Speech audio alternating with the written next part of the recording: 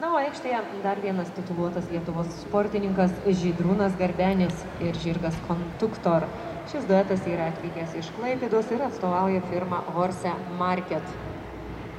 7 metų Oldenburgų veislės žirgas, gimęs užaugintas Vokietijoje, na ir kaip minėjau, šis duetas atstovauja firmą Horse Market.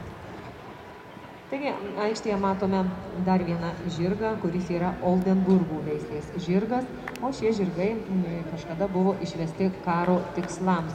Šiuo metu labai populiarūs konkurenčiame sporte, o prieš keletą metų Vokietijoje beveik visi rinktinės nariai jojo būtent Oldenburgų veislės žirgais.